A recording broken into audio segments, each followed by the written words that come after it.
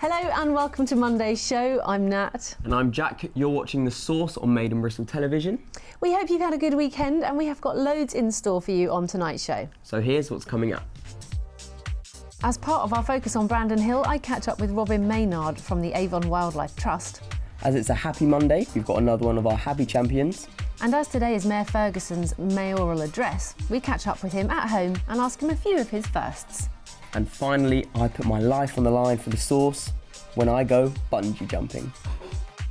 So there's loads coming up on the show, but first we have a Brandon Hill feature, don't we? Yes, we do. So the Avon Wildlife Trust are based on Brandon Hill, and I caught up with Robin Maynard to find out a bit more about their work.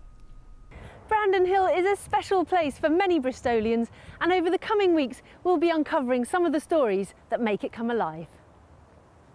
Brandon Hill holds a special place in the heart of the city of Bristol, and as does the Wildlife Trust. I'm here with Robin Maynard. Hi, Robin. Hi, Natalie. So what's your role here with the Wildlife Trust? Well, my title is Director of Community Programmes, which sounds very pompous, but it's all about connecting people to nature and getting people to enjoy nature, but also to understand what nature does for us human beings, because it makes us feel better, as well as being a nice place to be in. Yes, it does. And you, obviously, your offices are based here on Brandon Hill. Just down the hill, and funnily enough, it's an old Victorian police station, which doesn't really sound very wildlifey, but it's got bats around the place and it's got funny spiders living in the wall. So it's a nice old building, and it's historic and heritage, and we've been there since 1980, so it's nearly our 35th anniversary. Oh.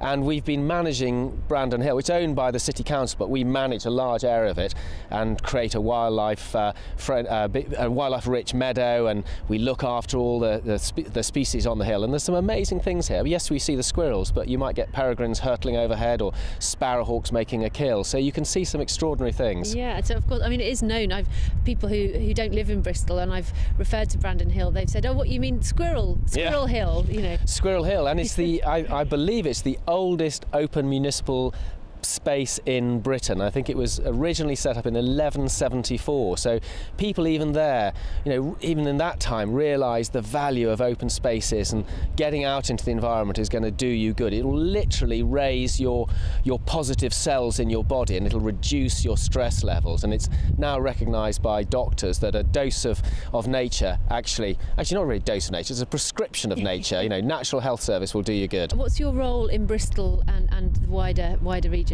Well, the Avon Wildlife Trust is one of about 47 wildlife trusts across the country, so there's a whole sort of federation of us, and our job is to look after nature and wildlife and encourage people to value it and get out into nature and enjoy it. You've got a lot of volunteers, haven't you, that come and take part? Yes, we have something like 700 to 800 volunteers every year. We have wildlife action groups, which I think come in and meet on Wednesdays, Fridays and Sundays, and we also have groups that come out on Brandon Hill specifically on certain Saturdays in the year, and you can find out all about how to volunteer on our website. But people come out because they want to be in nature, but they can learn practical skills. They can learn things they can take home and do it in their gardens or their communities or their schools or their workplaces. And making a home for nature is really important, because that makes our home more habitable and healthy as well. What tips do you think you could give someone, our viewers that are watching?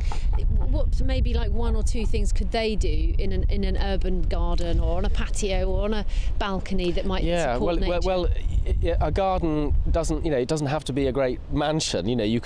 I used to live in London in a tiny little flat, and just in my window box I planted some bee-friendly flowers, and I was probably about 4 stories up, and still bees would find their way across the streets and they'd come and pollinate these flowers. So that was providing food. So little things like that. And there's lists of wildlife friendly flowers you can get, and you can find it on our website. Yeah. Very easy. You leave a little bit of rough space. So nature, doesn't like things being too tidy. So if there's a little rough area you can leave in your garden, that's great. A bit like us, really. Yeah, a bit like me, probably. Pile of sticks.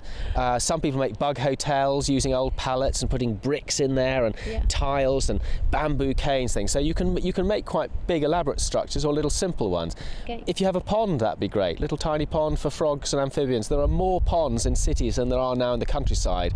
It's much friendlier for our frogs and toads, and sadly parts of the countryside are becoming a bit of a wasteland for wildlife because we're using too many agrochemicals and we're farming it too intensively. Okay, so building little dens for bugs and things like that, planting some bee-friendly flowers. And just remind us of the website, please, Robin. www.avonwildlifetrust.org.uk. Not co, we're not a company, we're an organisation. Okay, so if you want to get involved, if you'd like to come out and learn more about nature, feel good and learn some skills that you can take home with you, then check out the website and come and hang out with Robin and do some We'd love to hear from you. Yeah, thank you very much. Great, thank you, Robin. Pleasure.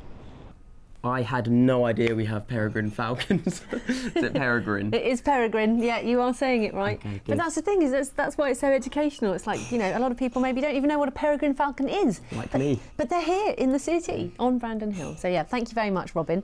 So it's Happy Monday. It's always a happy Monday. It is with us, and we are catching up with one of Bristol's 100 happiness champions.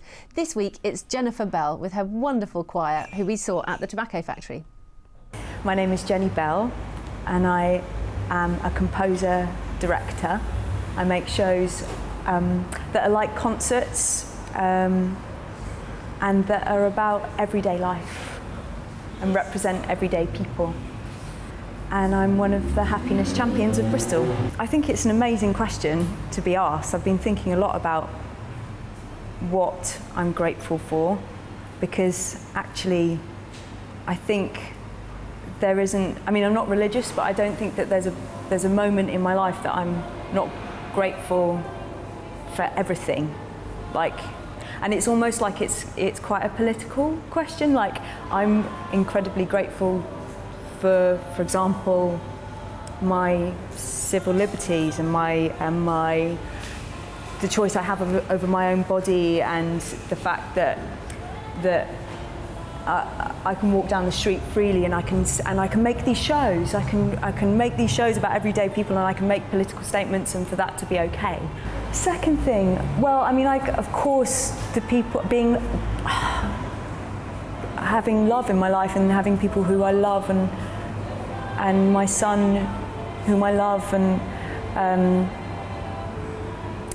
people who are honest and brilliant and inspiring, and they're just everywhere, you know, like, and I get to work with these incredible singers.